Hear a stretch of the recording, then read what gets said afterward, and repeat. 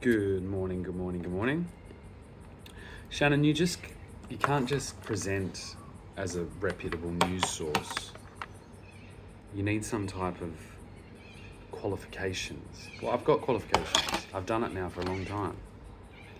I've got more qualifications than anyone, including Tonya Todman.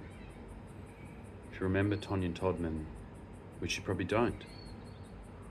Yeah, so it's exactly the same thing. I'm allowed to be the news if I want to be the news. I felt underserved, and so I innovated and created a news segment just for you. And now that this morning I've woken up with that "War is Over" Christmas song in my head, I'm going to assume that that's because the war is over. Some type of war that I was in that you might not have known about, that was activated by mostly gross negligence and corruption. But now, hey, we're all back to normal. I don't like this camera angle. I like the camera angle under the I know what I need to do. Yeah. Maybe I should move it to here. Ooh, I know. No.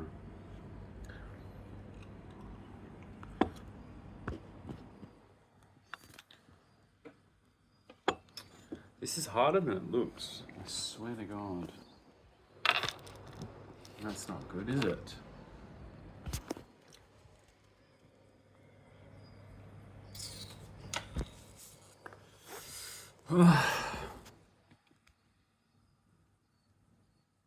I like that, but that's...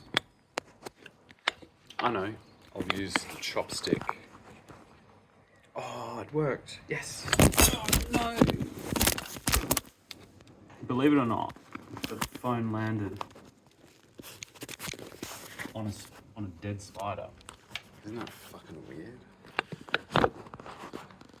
Maybe it's not weird. Maybe I just think it's weird.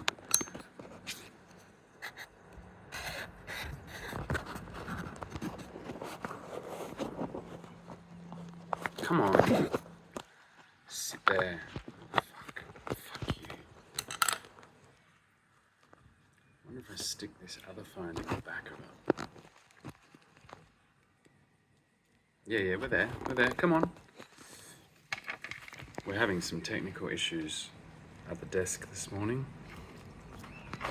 Literal desk. This is where this all started, just so you know. People used actual desks. That's why they speak the news from a desk. Oh, this is ambitious. This is the most unprofessional fucking radio show I've ever been on.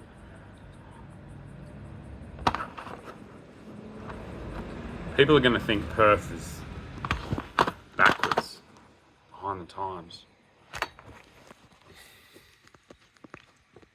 If I don't get my shit sorted.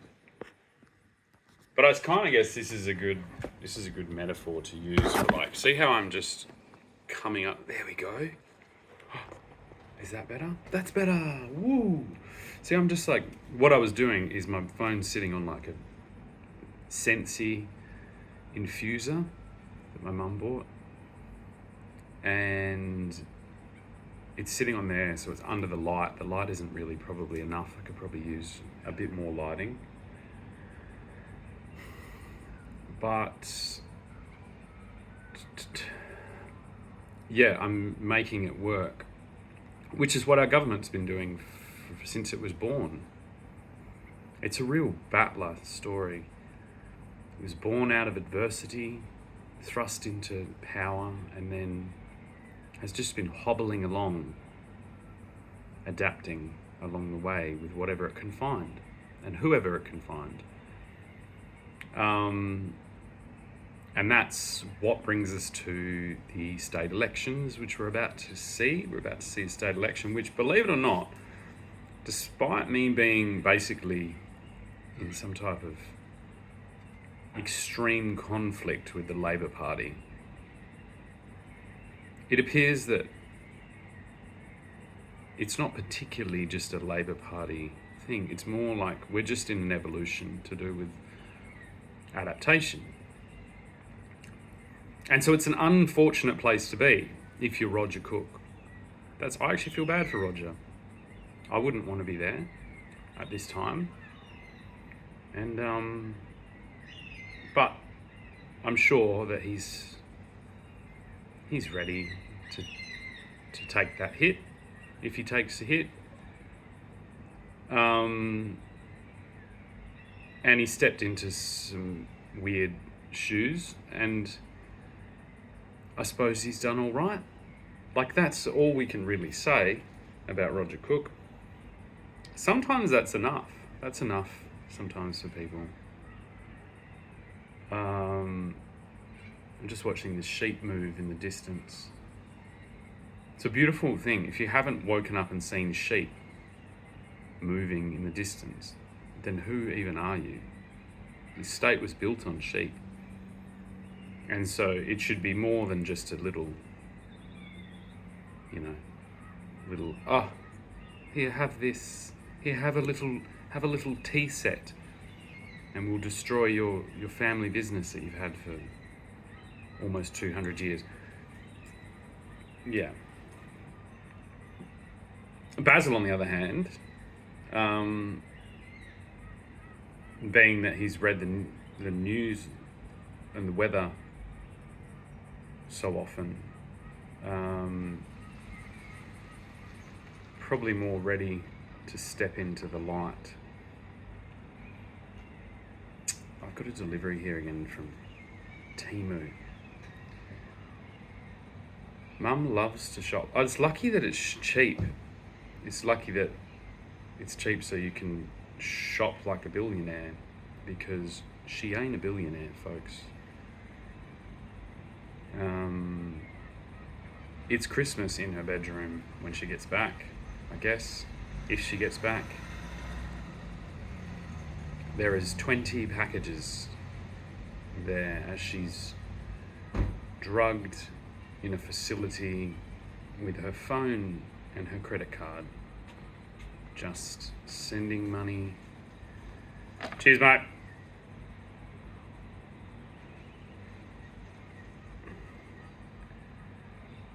Have a good one.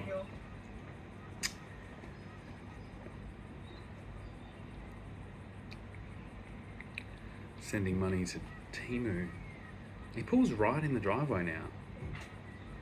Odd, isn't it? I'm gonna have to put a gate in.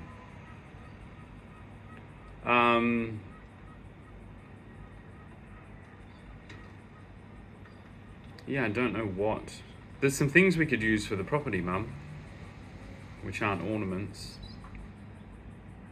Some reticulation pipes, some trees.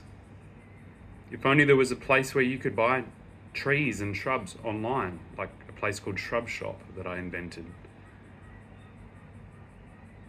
and then had to abandon because I was abandoned and kicked out by my mother because her and her mentally challenged boyfriend decided that it was too triggering to her to have me in a place that I was paying for and had built with my girlfriend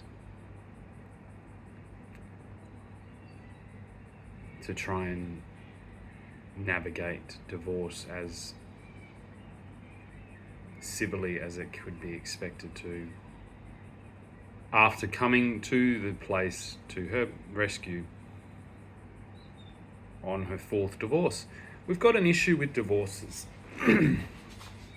It's going to need to be addressed in this election because I said so. Yeah? And I don't want to have to sue the state government for the state. Because that's what I'm going to want. I'm going to want the state in return. And I'd probably win. and you know I'd win. So what we need to have is we need to have key points to talk about in an election that isn't just personality attacks. We need to hear some things. We have a transitioning demographic in this state, in all states, but let's just talk about WA because we're talking about Basil and we're talking about Roger Cook. And of course, Shane Love there is in the background, just ready with both of them in his gun sights, ready to pick off these intruders and reforge the state from bare earth. Twiggy would send us some ore, we would melt it down, we would make a sword, we would call it Westcalibur, and then whoever could pull the sword from the stone would be the king of West Australia, as tradition has always governed this. But we need to talk about the fact that we have boomers on their 7th marriage that have kind of built themselves a little castle, or should I say hundreds of thousands of little castles, and turned the younger generations into sex slaves and dancing monkeys on the internet and delivery drivers, whilst sticky taping up the gigantic cracks that are emerging in every section, in every sector, due to obvious technological advancements pressuring in and uncovering things that until now had remained hidden. Sometimes purposefully hidden, sometimes just hidden by boredom. That's a boring place to look at, isn't it? Let's just leave it. I'm sure it's fine. Usually it's not fine, but that's what we've been doing.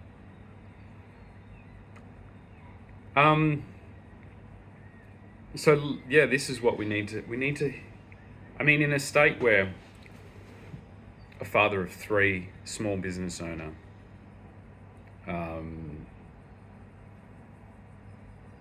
lifetime carer and innovator was put in jail for sharing a photograph of at what was at one time his family.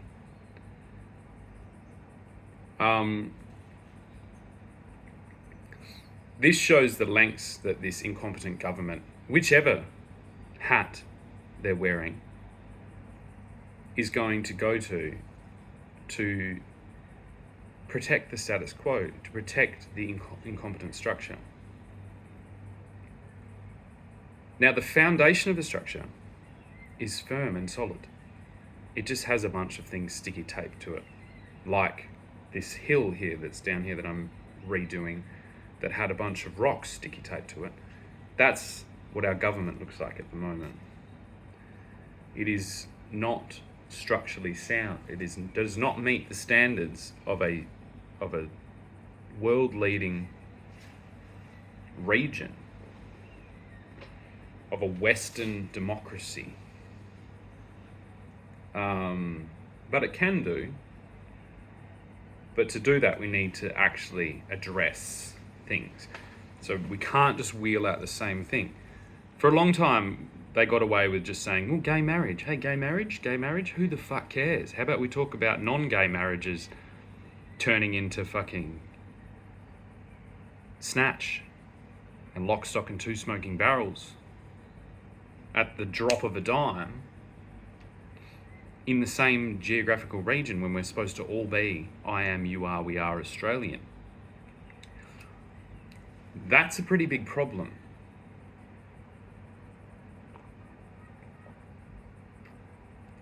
If the government is favouring certain industries like the legal system and like private investigations, policing, all government kind of very cozy in there with government. Anyone could be cozy in with government, like say someone who makes and distributes dance mirrors to schools. That could be government, but it wasn't. And that's why my lawsuit, if pushed through to the Supreme Court, would be successful, because comparison is the thief of joy, and it would steal all your joy, and probably the state. And then we could probably push on from there to take the whole damn country if we wanted. And although that does sound fun, I have better things to do than that. So we need to do something else. We need to start talking. What systems do we have in place currently that are not meeting the desired results that they were intended to? This is a critical eye to itself.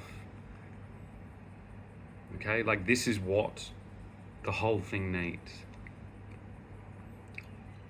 Now, I suppose immediately, if this was just the one issue, I would look at Basil Zemplis and the Liberal Party and I would say, they've got an edge. They're doing things differently. They're pushing in to change things, even if it is small things, but he is acting locally in his own place and seems to be making changes. Now, how big is the state? And what are the key factors that are going to shape the next 100 years of the state? And this is the conversation we have to be having. Because if there's one thing we can glean immediately from the sheep situation, right? So you may think it's, charming or, whatever, ancient. It's like, oh yeah, we had sheep, we don't do that anymore. That's live export's horrific. Rah, rah, rah, rah, rah, the environment. Rah. That's what Labor is using to tell you something about sheep. But what I'm here to tell you is that most of you are employed by the next generation of sheep farm, which is the mining industry.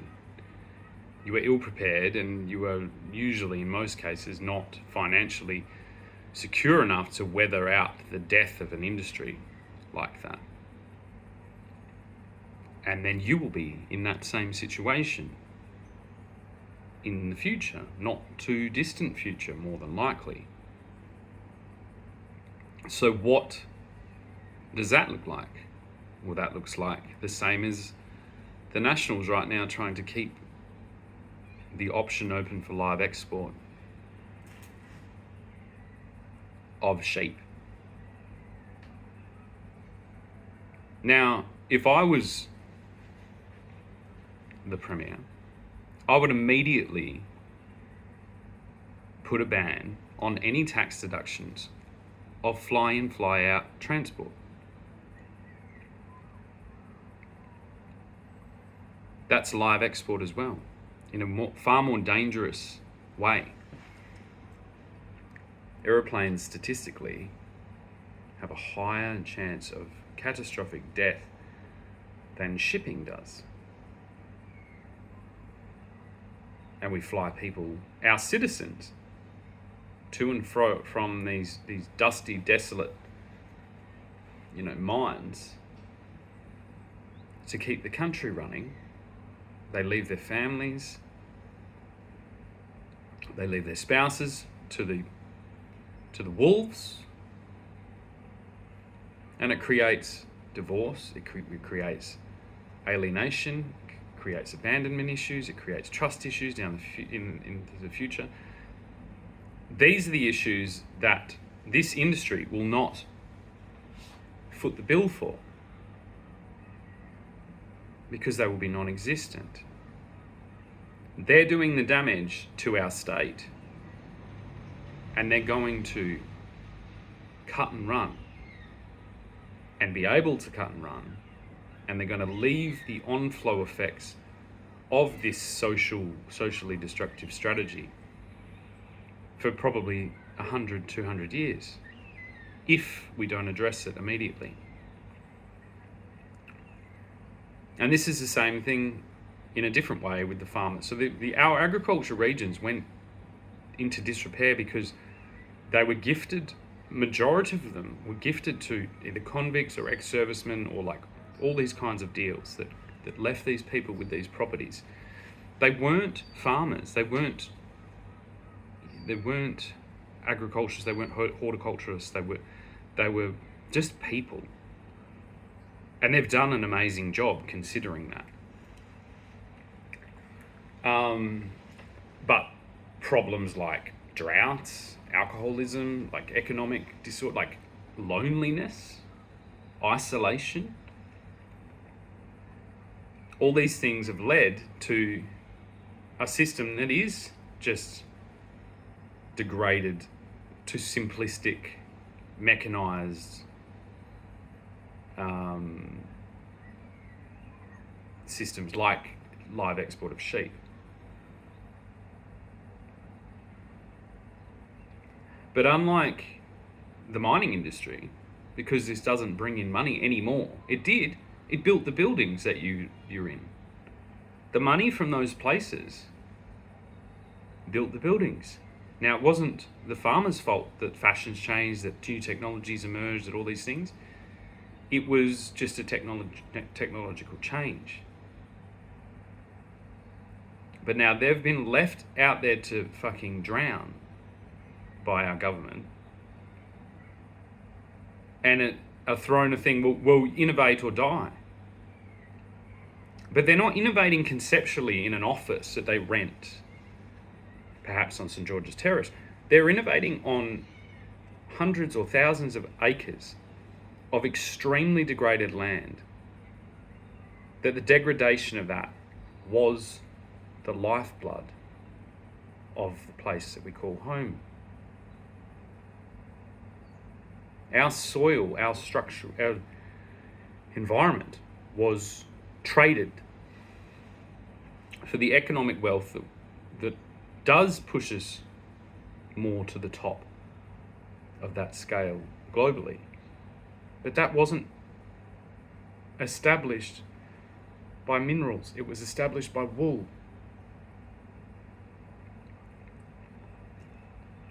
By fibre, by grains. And before the Green Revolution, we were the bread basket for the world. We were the life support system for the world.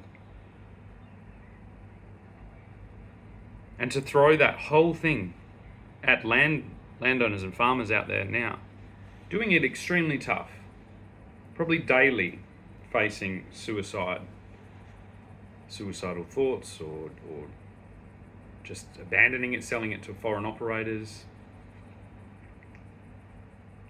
when really there is a million other options that we can be doing to encourage people to take up the challenge of not just innovating. So we can't just sit on innovating. We can't say, okay, this is just, it's the farmers' failure to innovate the new technology. And it's no. We pushed them with subsidies, with pressure from just the norm and the peer pressure from that industry to automate and to mechanize and to become massive holdings of monocultural production. And the problem is, it's like you go from 10,000 acres, you can go to 10 acres and potentially get the same output with the same energy in. But you're wanting them to do all of it. And you limit things like land usage or internships or volunteering or exchanges for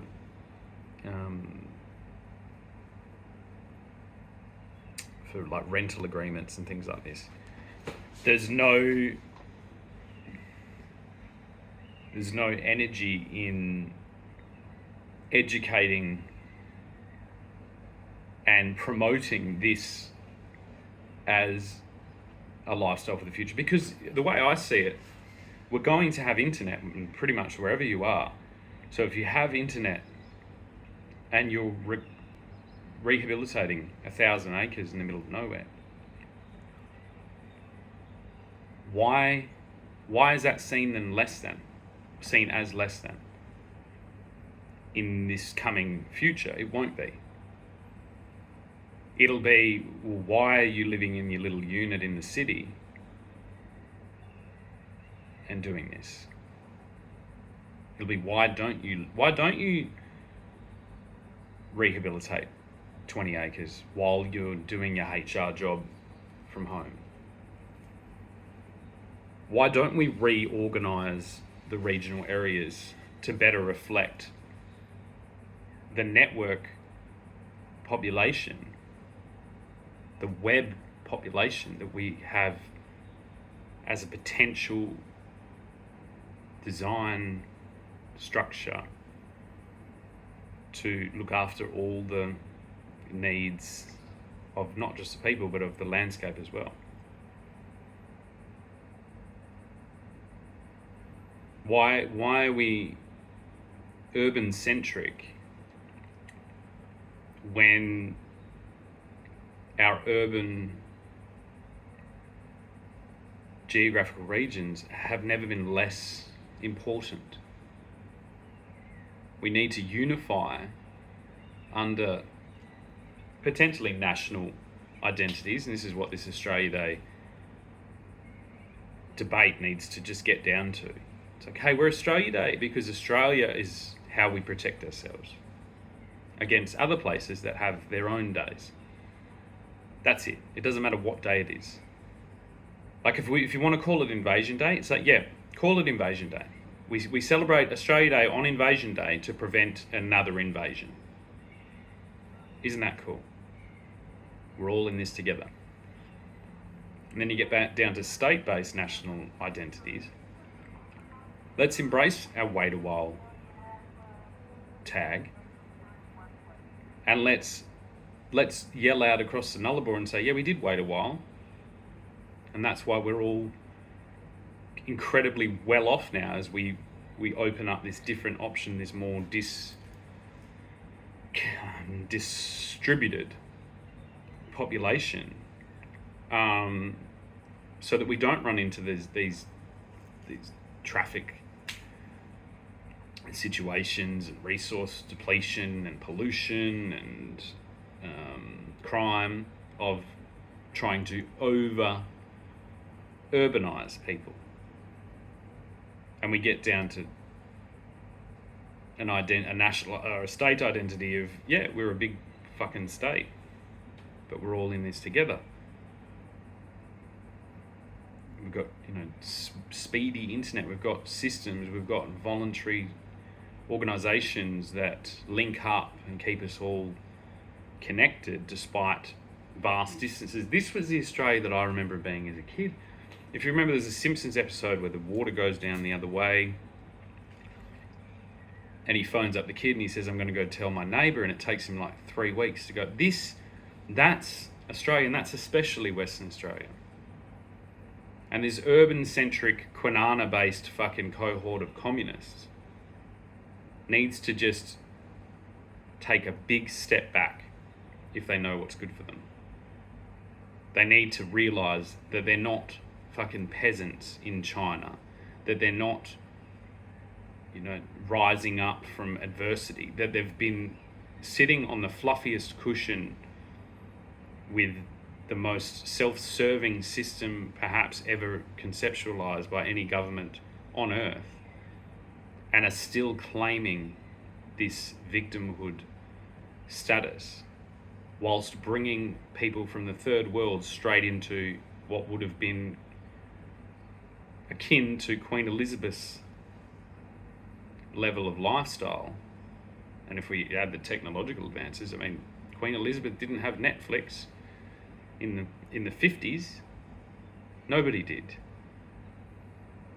So when is enough enough? We do need people to work here. We do need, a satisfactory standard and a low standard and a base minimum, more than likely, so that we don't deteriorate into some type of savagery. But that looks very different in the regional areas than it does to the urban areas. If we have someone setting up a tent in Langley Park, not great. If we have people setting up tents, perhaps from Kings, really affordable camping gear and tents, and quite durable, really good stuff if you get something half decent. And either having a land lease or a outright ownership of sections of the country that have been left under the rug, well, no one cares. And people just don't know that these are options. Can you negotiate a 2 days from home and have a long weekend every weekend and do the 2-hour trip to wherever, to your place, to get away, to recuperate? And not just with your work, perhaps with school. Can school become flexible? Because you are schooling your children. This is something like my interaction with the public school system and their mother's interpretation of it in comparison to mine would shock me. I was like, no, I learnt the most, because my mother was hospitalised a lot when I was a child. I would go and spend time on my auntie and uncle's farm in Beverley, and I would learn so much. It was convenient that she was a school teacher, but not a lot of it was sit down school stuff. It was like we were doing things, and I learnt so much by doing that.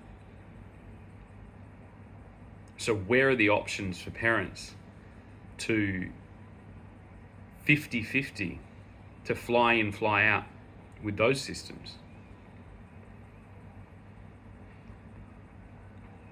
Imagine most urban families could, perhaps have a long weekend, Airbnb their house out over the weekend and the Monday and the Tuesday, and then go and pursue either a rehabilitation or an agricultural or a horticultural or even like an artistic, whatever really, in the regional areas, and then negotiate with both their work and the children's schooling to do this, not as a weird anomaly, not as a strange exception, but leading by example and putting down a strategy for others to follow suit.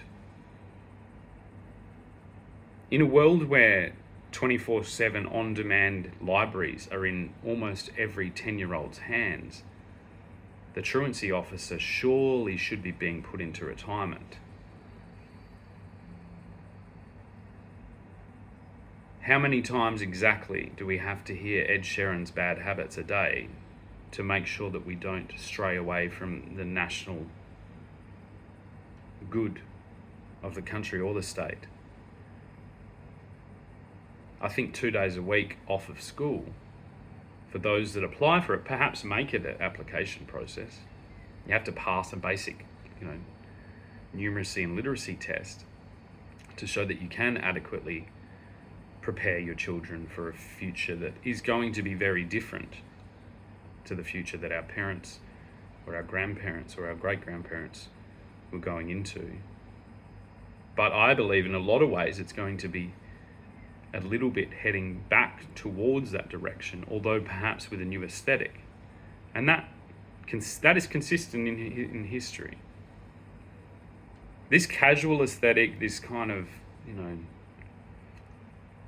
t-shirts and thongs and shorts, board shorts, bullshit that was forced to live in since I was 16 and hasn't changed, is an atrocity in itself. All I wanted when I was a child was to wear proper clothes. I was like, oh, I can't wait till I'm an adult and I get to wear proper clothes. And then it went away. Literally the year I started going to Northbridge, they made all these clubs where you could wear hats and things inside. I was like, this is dumb. I'm getting my early adulthood stolen. for this perpetual teenage fucking wank. And it shocks me that it is still there. It is still going. And I know I'm not doing it any favours by wearing a hat indoors and wearing a singlet. But you've got to give the people what they want, and this is what is comfortable for everyone. And comfortable has its place, but I don't know. What have we lost to get that comfort? And this applies in every single section, in every single place, in every industry, in every department, in government and in the world. And this comes down to time. We are rushed off our feet. No time to go and try clothes out for a day. Perhaps get a tailor to, modify something, which might take 2 weeks. This might choose a fabric to be bought from somewhere that might take longer. It's all just now, I need it now. And this is where we have a cohort of, say, elderly people that are on benefits, retiring, that have sewing skills, that have all these skill sets. Those soft skills like sewing, nursery work, gardening, even just like counselling, any kind of any craft like art,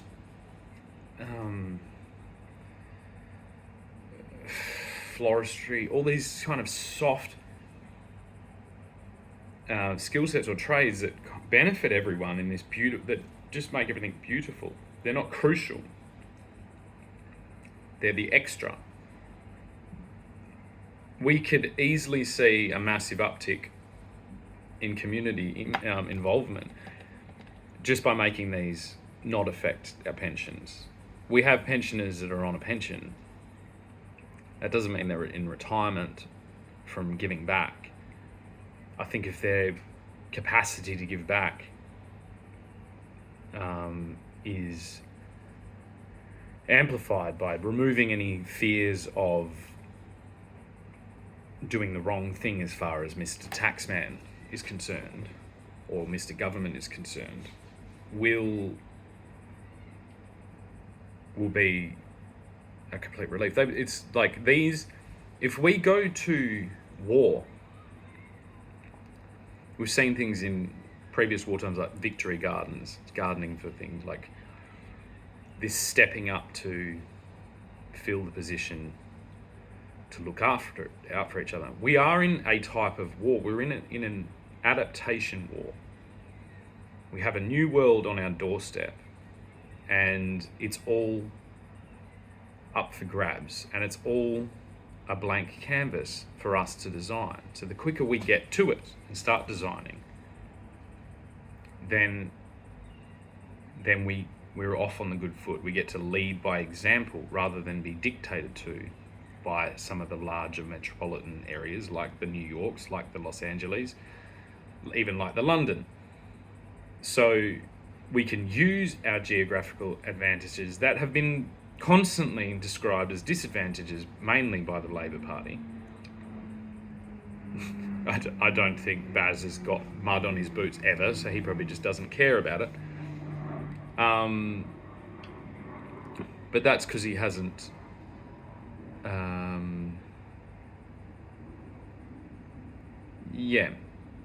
he's probably still recovering from his family arriving here under stressful circumstances, I assume, and so the city is his home and not the state. This is okay to have a metropolitan leader in charge of a state, as long as he is aware of his shortcomings as far as the greater region goes. So he invites in comment and people with relevant skill sets to bolster his commitment to the state and doesn't assume that his personal abilities are enough. And I think that's what I trust Basil in more than Roger Cook.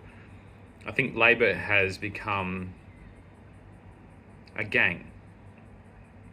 Labor has become a little clique that only is concerned with protecting the system that they have built using fraudulent terms and fraudulent conditions,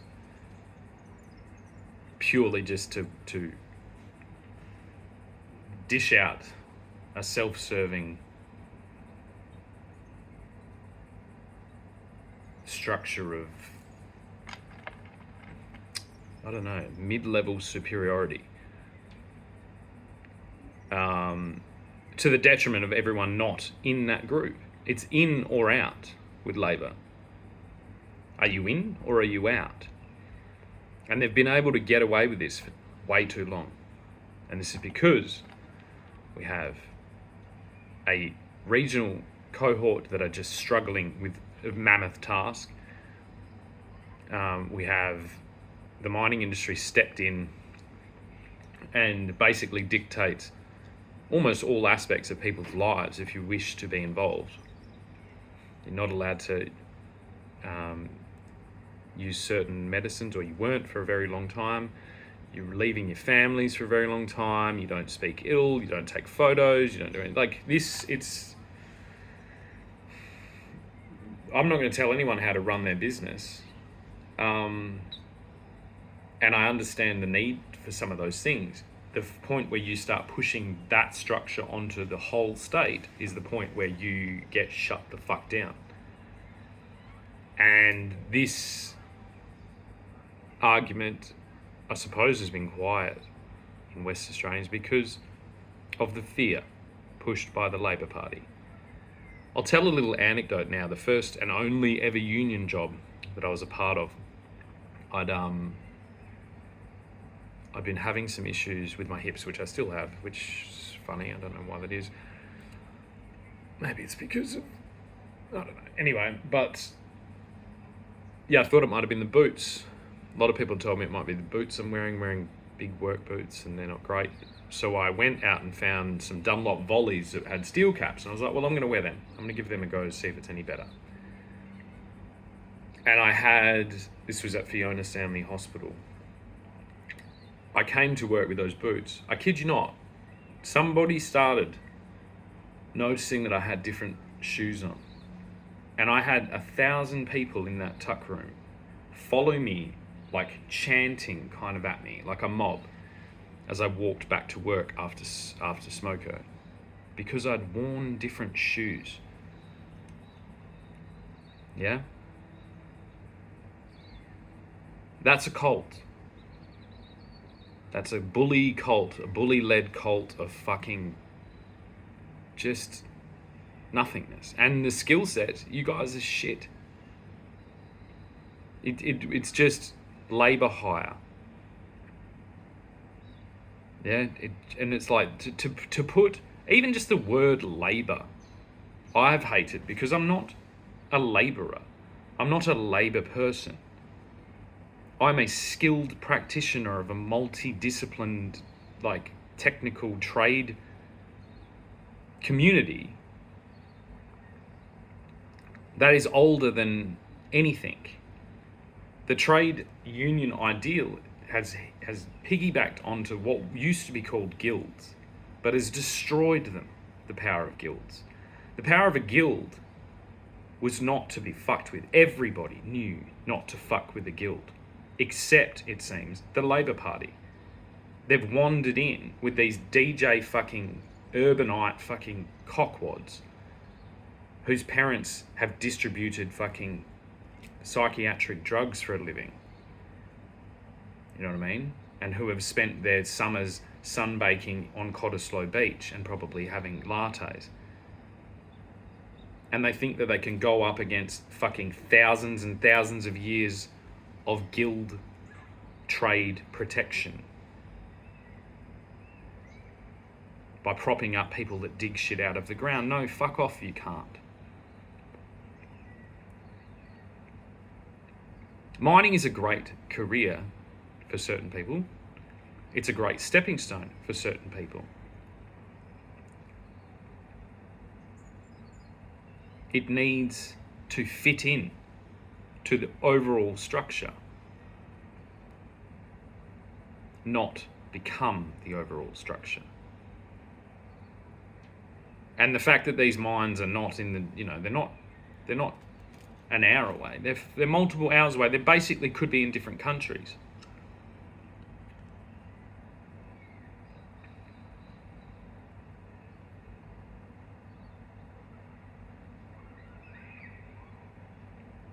So we can say things like, well, we don't want your headquarters in our city.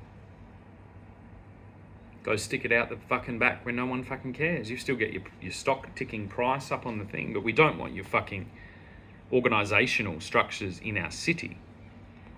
A city is designed for the citizens of the state to enjoy. The moment you start putting mining companies' signs up at the biggest towers in the city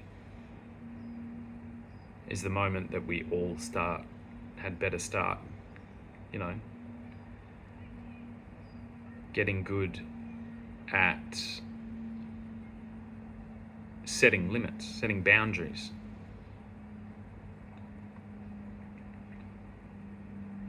A tower isn't a country. It's not Vatican City. It's a tower in our city. And if you wish to continue to push your workplace solutions into our city, then we will continue to push you out of our city as the collective people of Western Australia.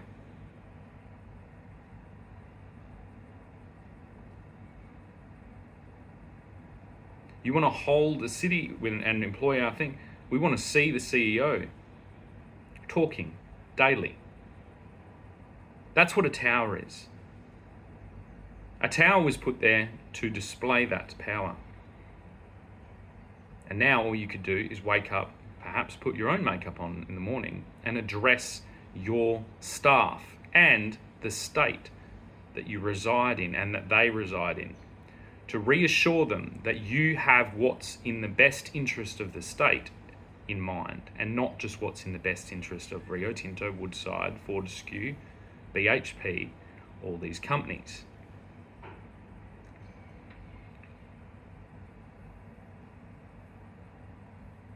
There are a million ways for us to do this. We could have done this hostile.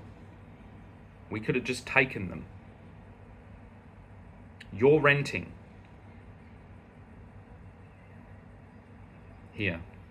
You're renting space in the minds of West Australians. You will never fucking own here.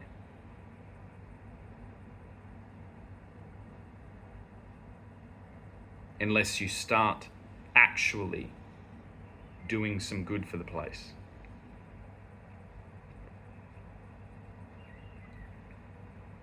And that's potentially going to look far different than what we've kind of been thinking, what we've been getting used to, because the structure is different. We don't have the dot on the map of Perth and then concentric circles around it. We will. That will still exist. And actually, more than likely, that will become more beautiful than we've ever seen before. Because we can let up a bit. We can leave some room to breathe. We have a lot of space.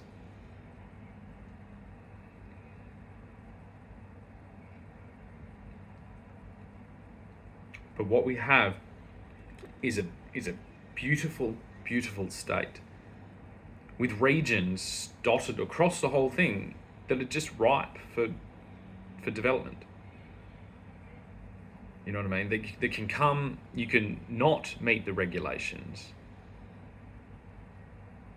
of urban intense areas. So you can do things. You have the machinery. You have the expertise. You've just fallen into this urban mindset. You think, all we've got to do is do this, then we get a tower, and then we own the city, and this is a game that doesn't exist anymore. Or it still exists, but it's slightly different conceptually. Have options for your staff. Hey, we're going to make a town. Would you like to buy into the town to our staff? It's going to take 5 years, and then you own a distributed amount of this town that we're going to build. And we're going to make it cool. If you have a cohort of workers that love motocross, make the motocross town somewhere where no one's going to care. Subsidize the farmers that are fucking about to blow their brains out.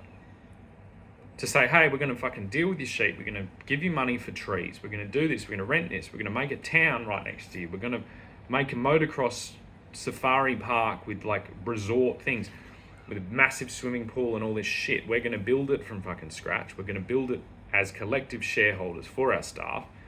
We're going to get this region, and we're going to do the hour-long drive instead of the fucking to and froing with the aeroplanes. A million different ways. And then you make it a place. You make it a mecca for motorbike riders, for motorcycle enthusiasts. And it's the same with surfers. It's the same with hang gliders. It's the same with people that like want to do permaculture or organic farming or whatever. You can actually leave a mark instead of just a $1,000 sign at the top of a building that you will be pushed out of in due time. You can leave a mark that will enable these companies like Woodside, like BHP, like Rio Tinto, like Fortescue, to in the future use that social capital to concrete their commitment to the state. And then if we do have new opportunities arise, perhaps in the agricultural industry, using the innovations that you've got and developed for mining, then we will trust you. We will trust you to diversify your inputs and your business in the state. But at the moment, if you just looked at as, like you were looked at as fly-in, fly-out companies, expectant that West Australians will always pick up the shovel, put on the hard hat, put on the high vis, and do your fucking dirty work. And this is going to end. Or we will unionify the whole fucking place. We will just take the mines. We will strip your leases based on fucking exposure of misdeeds and corruption and anything that we can find. We will hang you up by that fucking legal noose until all the coins rattle out, and then we will do exactly as I've fucking said. Anyway. All of these things aren't voluntary, like, charity work. They can be profitable in their own right, and they can they can solidify structures that might, in the future, give you amazing opportunities that would be lost if you just maintain business as usual.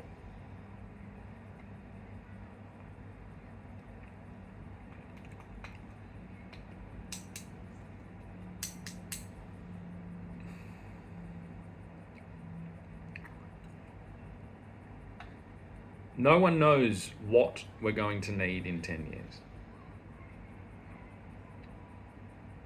My assumption is that iron ore is slipping away. Because iron ore to me is, it's funny, it's like, we think of this thing iron ore, solid as steel, hard as steel, heavy metal. I myself, when I pull the star pickets out of the ground here that my mother's ex-husband put in, I see them rusty, I see them bent, I see them erratically and impetuously just placed around as temporary markers for things. And that's all I see them as. And that's what I see most of the star pickets spread across the entire state as. Steel is not permanent. Steel is temporary. Steel is an illusion of permanence. Very, very handy, very convenient for certain things. But its age is coming to an end. And that's good, because steel has killed more people than mosquitoes. Maybe not. Mosquitoes kill a lot of people. Steel, this century, if we take, so we're in 2025, we take 1925. Oh, no, the whole, we go 1900 to 2025. That was the age of steel. And it's finished. Now, what will replace it? You could argue the silicon age. If you expand that to include glass, then I would agree. But I would describe this age coming forward, hopefully, as the glass house age. Remember the greenhouse effect?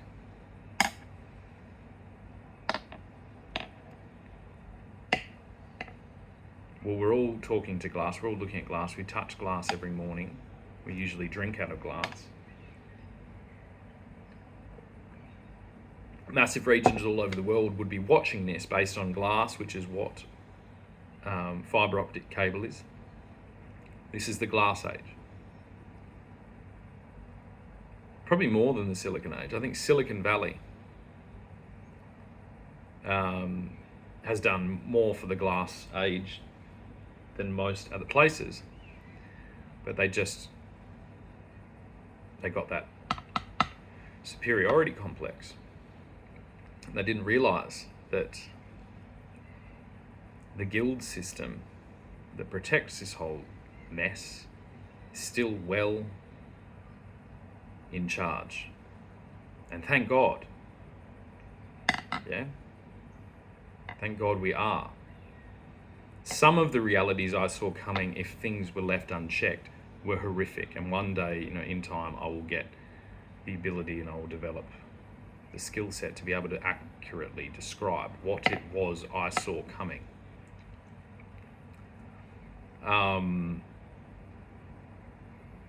But yeah, the greenhouse effect. So greenhouses is where I start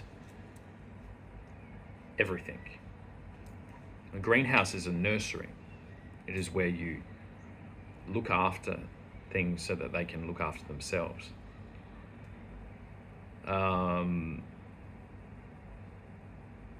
That's a beautiful thing. A glass house and greenhouse is a beautiful thing.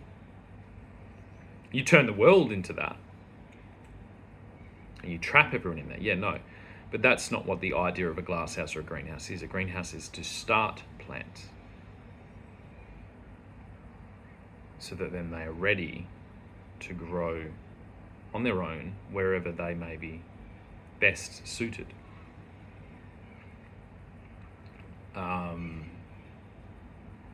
And so this is where all the opportunity will be.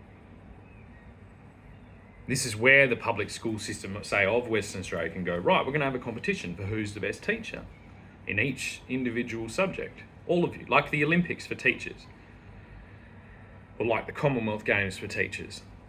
Those teachers then get to do this instead of doing classroom work.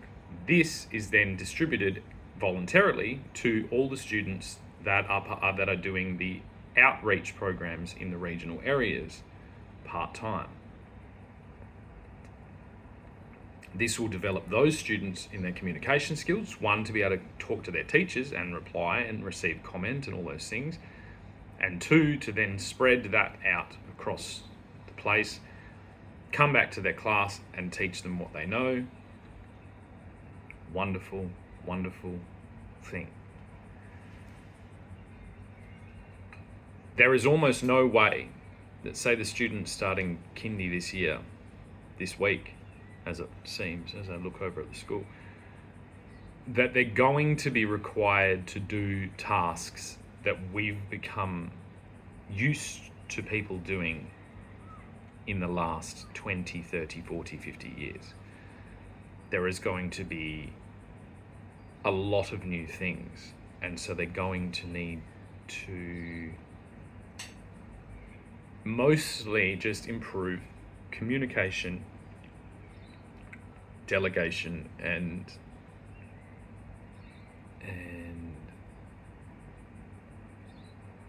a community emphasis. And most of what they'll actually be doing, we won't know. We need capable innovators and capable executors of technologies still sitting in someone's mind, of concepts still sitting in someone's mind, but the basics should be, well, does this improve everything for everyone? Yes, it does. Well, let's put resources into it. How much resources really does a 17-year-old need to create massive change, positive change in our environment? Not a lot.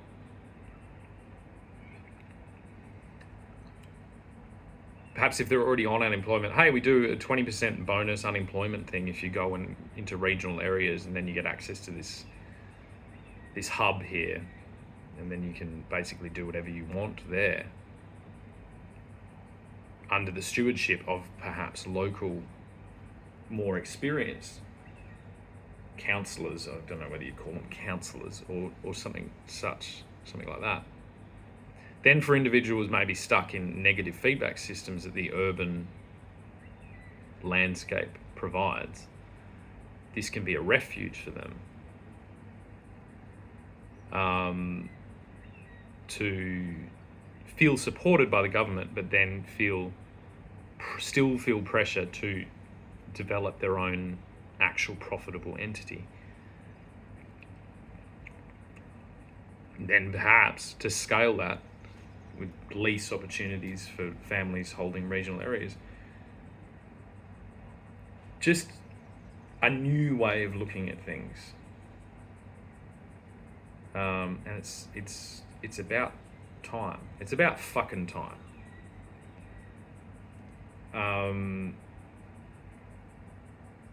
I think at some point we're going to get to this and go, well, I don't know why there was a restriction. Why were they trying to limit it?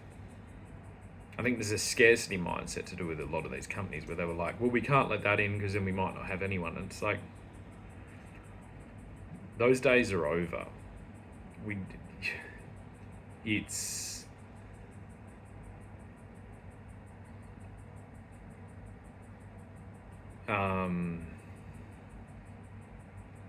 It's always a good investment to invest in the people and the actual place and the preparation for uncertainty, no matter what you are, whether you're government or whether you're a large corporation.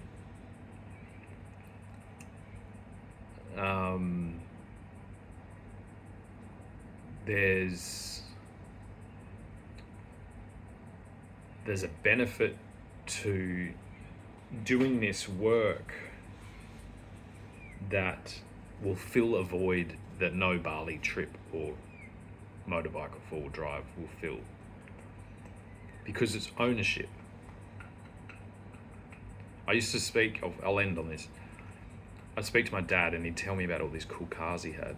He had a lot of MGs, like open wheeler things when they were coming out, and they were cool. And I'd be like, wow, that's so cool. Why didn't you keep any? And I think he thought he would have loved to have kept them, but he just didn't. That was part of it. And although some people do, and those people should be commended, a lot of times we don't, even if we think we're going to. The amount of things I've had where I'm like, I'm going to keep this forever, and I don't. And you do. There is regret when you look back at that. But projects like this, if you're initial in the building of a town, and your name's on that plaque, you know what I mean? You were there and you laid some of the first stones on the first wall of the first whatever. Then it doesn't matter. It cannot be taken away from you. Yeah.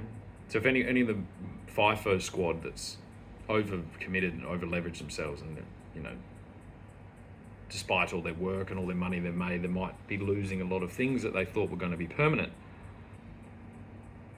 This, if put in place in the previous 3 decades, would have been comforting to land somewhere that that you weren't. It is impossible for you to be disconnected from it. You were there in the initiation, in the inauguration of it, and it doesn't have to be a town. It could be a forest. You know what I mean? The BHP. Let's not say the BHP. Let's say the Fortescue Forrest. Pretty simple. I'm sure you have at FMG a large population of people that like trees. So maybe all those people that like trees could go and talk to the boss this morning, and they could say, hey boss, we'd like to build a forest, and we'd like to call it Fortescue Forest. We'd like to put it, I don't know, somewhere where there is degradation. We'd like to have a diverse forest, and we'd like to all have our names on the plaque. Cool. We've got a couple of trucks going down for service. We've got this. We've got some spare fuel here. We've got this. We've got da-da-da-da-da. We'll put a greenhouse in the dongas so you can all get the trees and do that in your off time. Pretty simple stuff. Pretty simple stuff. And then everybody wins, especially Twiggy, because he gets a forest named after him. And then all the members that participate in this get to have their name on a plaque. So no matter how many times the ball lands on black when you were on red at the Crown, no matter how much your missus takes from you in the divorce, no matter how much you age and your body starts to fail you, you will know that you have a forest with your name on it.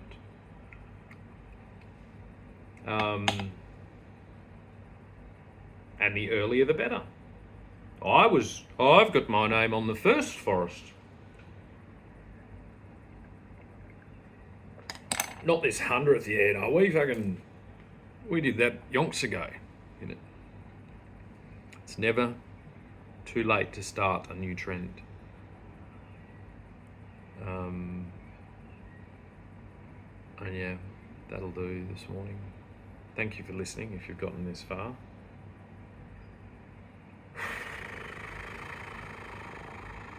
I'm getting better at makeup. It's actually quite fun. I do have a delicate hand because I did thousands and thousands of kilometers of silicone work and glass cutting and just fine handwork. So I probably could be quite a good makeup artist if I wanted to be. But I'll just practice on myself. Could use a bit of foundation because get a little shadow underneath here quite quickly. I have to shave twice a day. It's the lumberjack genes. We were lumberjacks. All the girls in my family have beards.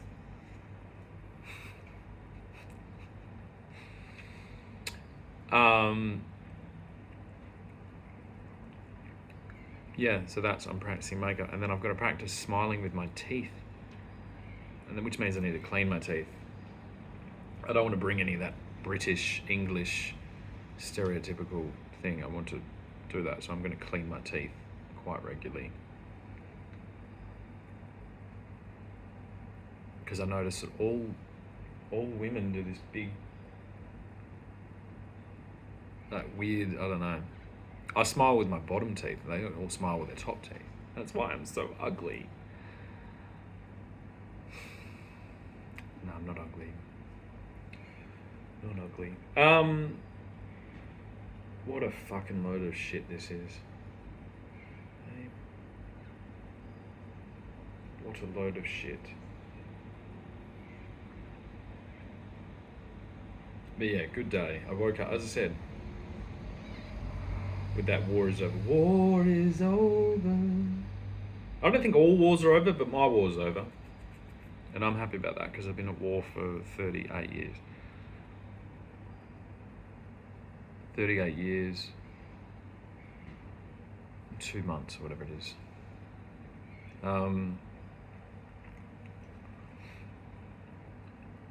So yeah, it feels good to relax a little. And I look forward to seeing the next, let's say, 50 years of Western Australia and what we can achieve. I think will shock all of you, because we do live in one of the best places in the world. Despite all my criticisms, I do love this place. I used to love the people, and I'm optimistic that they've just been hiding. They've just been a little bit shy. It's been a big step into this world, and I look forward to seeing them all reappear to put their name on the state that they love as well. Thank you.